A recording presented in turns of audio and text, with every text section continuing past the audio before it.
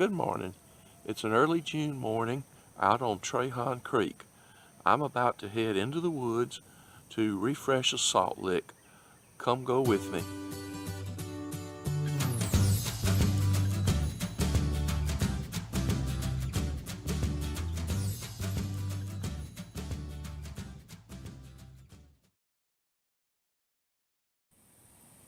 Making your own salt lick is easy. Here's what you need.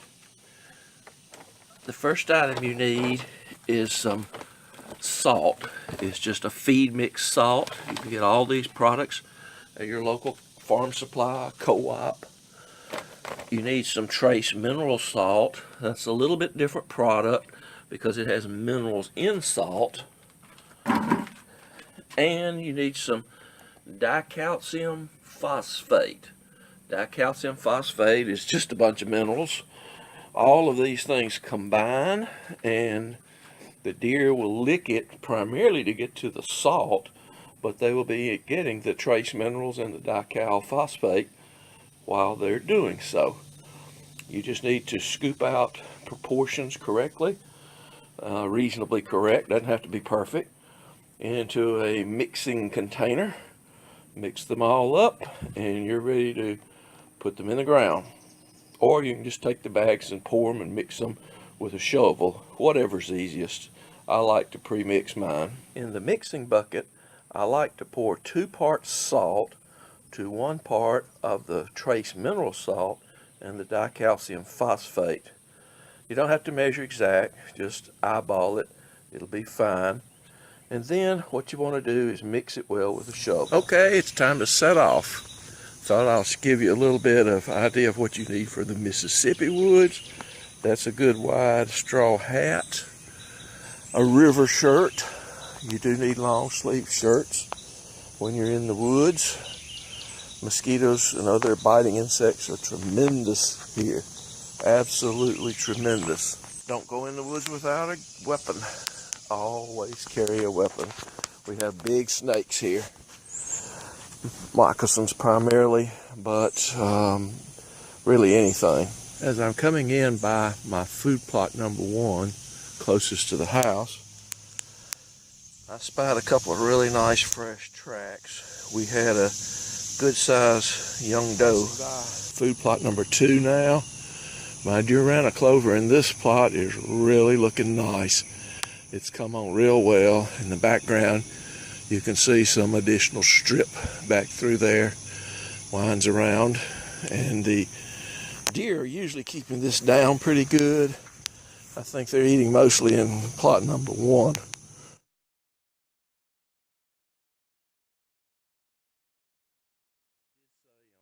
One of my other videos that I'm a senior citizen with congestive heart failure, so I have to stop and take periodic rest and just go slow.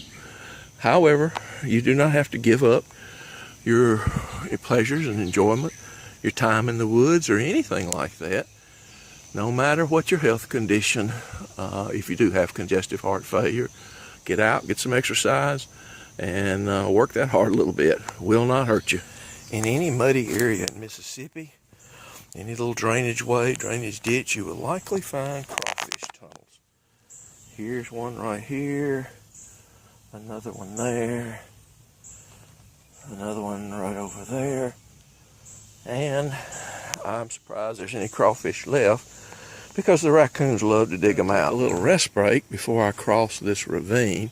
If you look down, you can see it's a pretty deep ravine. Comes up to where there's a manhole and a sewer line.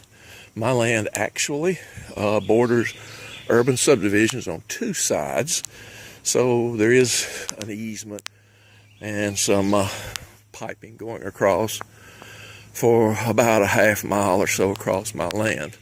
Nothing I can do about that, but anyway, I've got to work my way down here into the stream and back up the other side because there's just no easy way to get over there. So I'll give it a shot. Well, there's the ravine, and I'm up. I made it over to the other side, straight uphill. I will tell you that. Be glad to get my bridges back in. Wow, do I have a cleanup job ahead for me. We've had tremendous amounts of rain, running way ahead of normal area this year. So the plot, as you can see, has really grown up. Had some blowdown up here too. So I've got some limbs to get out. A lot of this stuff will just cut fairly easy with mowing equipment. But it is rugged terrain, so it's just slow and hard to do. Let me get this salt lick done so I can sit down and take a break before I have to go back. The stump you see is where the salt lick is. This particular salt lick I put in about, I don't know, 8 or 9 years ago. Every deer in probably 2 counties knows where it is because they all visit it. Got lots of game pictures of them, which I'll show you a few of them in this video, but they do come and they paw at it and work it. Now, there's nothing in it at the moment because I haven't been out here to refresh it, but that's what I'm going to do right now. I do that by digging out some of the dirt, pouring in the mixture, and then mixing the mixture with some of the dirt. And as it rains on it, it'll kind of settle down into the dirt and the deer will paw it back out. So let me get started. This isn't a hard project. The soil is pretty sandy here. It's eroded and sandy, not very good soil at all.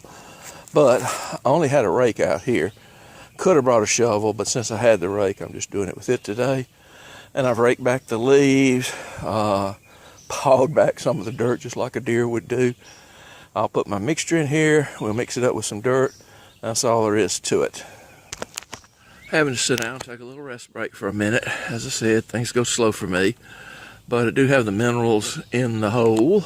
I'll mix them, cover them, and be ready to go in a little bit.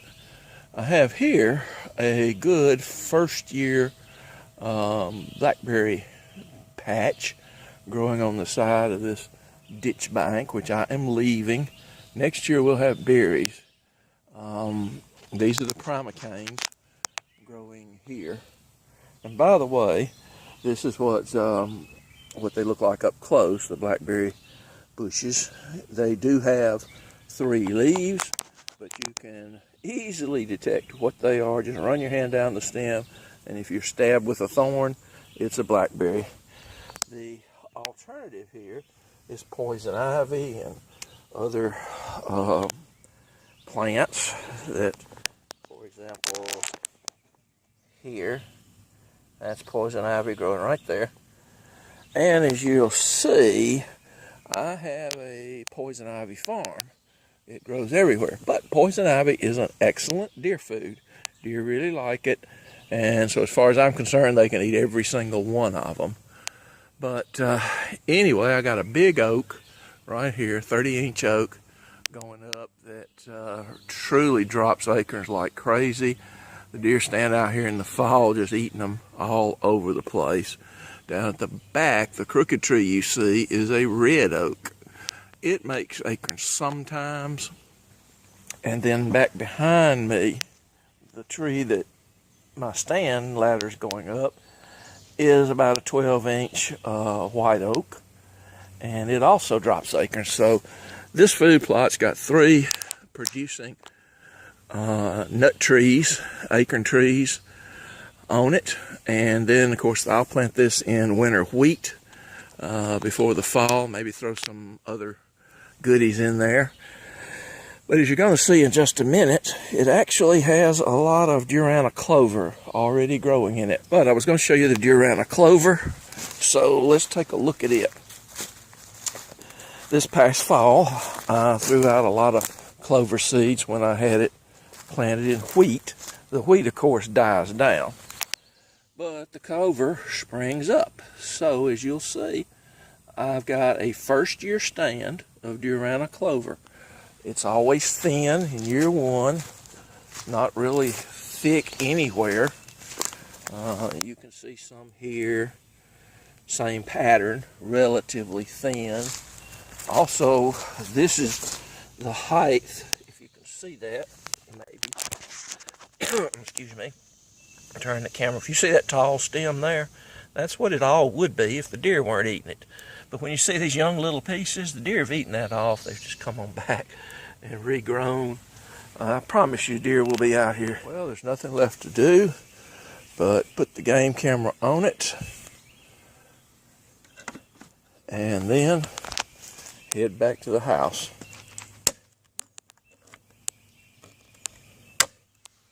I'm ready for some breakfast and another cup of coffee.